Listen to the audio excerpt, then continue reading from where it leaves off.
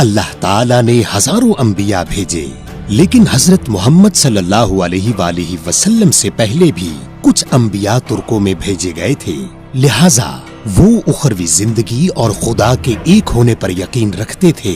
वो वाहिद कौम थी जो बुत परस्त नहीं थी और एक सच्चे खुदा पर यकीन रखती थी।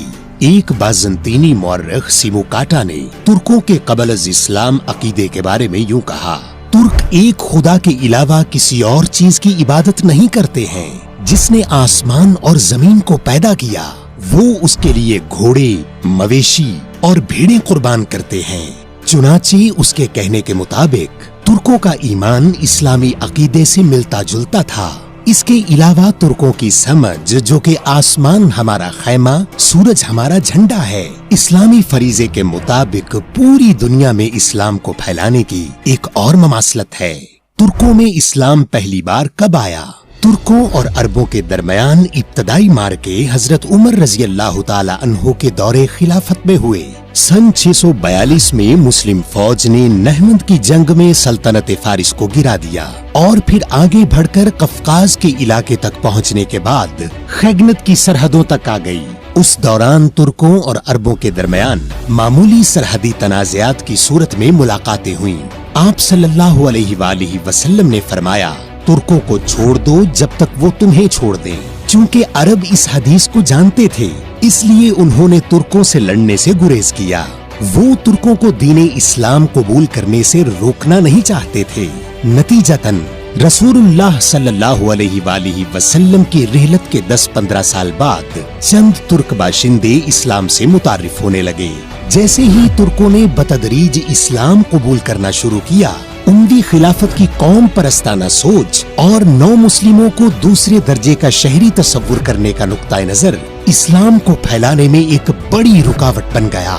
उमवी इस हद तक पहुंच गए कि तुर्कों से भी लड़ने लगे। मजीद ये कि जंगों के दौरान उमवियों के गैर इस्लामी इक़दामात ने तुर्कों को इस्लाम से और भी दूर कर दिया और तब हाल ही में मुसलमान होने वाले तुर्कों ने उमवियों की वजह से इस्लाम छोड़ दिया। उमवियों की नाइंसाफियों के सामने तुर्कों ने सवाल किया, क्या वाकई इस्लाम यही है? तुर्क न सिर्फ मुसलमान नहीं हुए बल्कि उमवी खिलाफत की गैर इस्लामी रविश की बदौलत मजहब को मजीद जानने से रुक गए। बदकिस्मती से उमवी मुसलमानों समेत सबको सताते रहे। शायद इसी वजह से लोग अक्सर पूछते हैं, क्या तुर्क जबरदस्ती मुसलमान हुए? उस दौर में तुर्कों पर उमवियों के जुल्म और सितम की वजह से एक गलत तासुर पैदा हुआ कि उन्हें इस्लाम कबूल करने पर मजबूर किया गया था। अगर तुर्कों को मजहब तब्दील करने पर मजबूर किया गया था तो दोबारा इक़्तिदार हासिल करने के बाद वो अपने पुराने अकीदे की तरफ क्यों नहीं लौटे? दर हकीकत इस बात से कतई नजर के इस तरह का जुल्म हुआ या नहीं, अगर दिल इस्लाम को हक तस्लीम न करे तो इंसान मुसलमान नहीं होता। इस्लाम अपने जोहर में किसी भी किस्म के जबर की इजाजत नहीं देता। तुर्क दिल से और अपनी पसंद से एक तवील अमल के बाद मुसलमान हुए। वैसे ये अमल कैसे शुरू हुआ? तुर्क दोबारा इस्लाम के करीब कैसे पहुँचे? सन 750 में एक बड़ी बगावत और खाना जंगी की बदौलत उमवी दो हिस्सों में बट गए।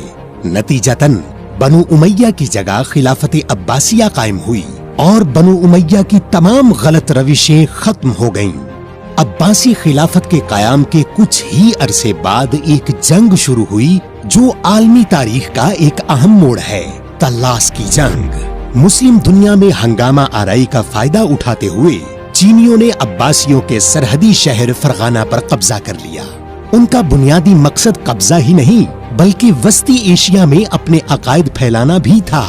इस वबा को शुरू करने वाले चीनियों को रोकने के लिए अब्बासियों ने दरियाए तल्लास के साहिल पर मैदान जंग में चीनियों का सामना किया। एक बहुत अहम चीज थी जिसने जंग का रुख बदल दिया। इस वाकया से पहले अरबों ने चीनी कौम से कभी मुलाकात नहीं की थी।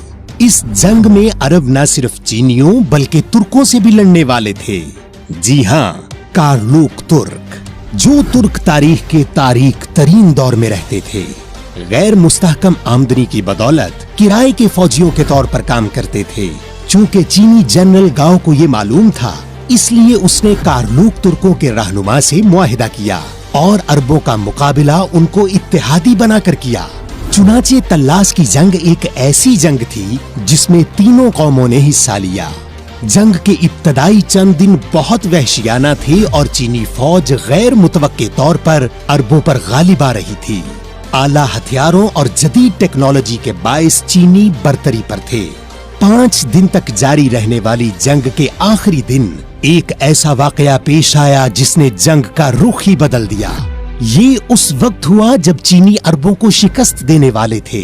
जंग की चौथी रात अब्बासी जनरल ज़ियाद और तुर्क लीडर की मुलाकात हुई। कारलूक तुर्कों का लीडर जानता था कि चीनी तुर्क नस्ल का सफाया करना चाहते हैं, लिहाजा वो नहीं चाहता था कि चीनी फतहमंद हों।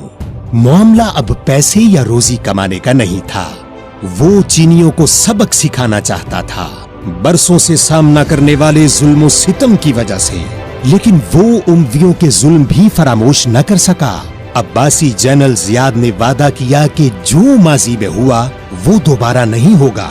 वो चाहता था कि नई अब्बासी खिलाफत और तुर्क इत्तेहादी बने। तुर्क लीडर ने ज़ियाद के खुलूस पर यकीन किया और गांव के खिलाफ मिलकर लड़ने पर आमादा हुआ। लड़ाई के आखिरी दिन कारलूक तुर्क मुसलमानों के फरीक बन गए, जिसने जंग का रुख बदल दिया।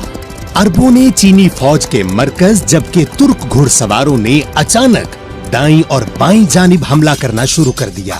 चीनी जनरल गाओ को समझ नहीं आ रहा था कि क्या हो रहा है और वो नहीं जानता था कि क्या करना है। अपनी फौज को शिकस्त से नहीं रोक सका। चीनी फौज भारी जानी नुकसान के साथ जंग हार गई और बहुत से कैदी पीछे छोड़ गई।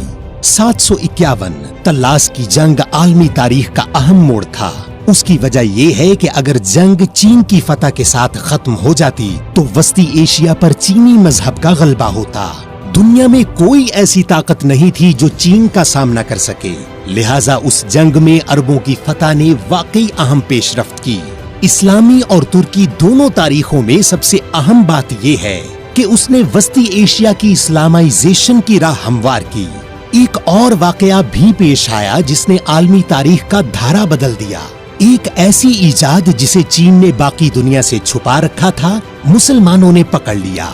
हम एक ऐसी इजाद के बारे में बात कर रहे हैं जिसे आज हम कद्र की निगाह से नहीं देखते हैं और ये हर रोज हमारी आंखों के सामने होती है। कागज। जी हाँ, कागज बनाने की टेक्नोलॉजी को मुसलमानों और तुर्कों ने अपनी गिरफ्त में लेकर ऐसे इक़दामात किए जिससे नए दौर की इब्तदा हुई। इस फतह के साथ ही कंपास और बारूद भी मुसलमानों के कब्जे में आ गया।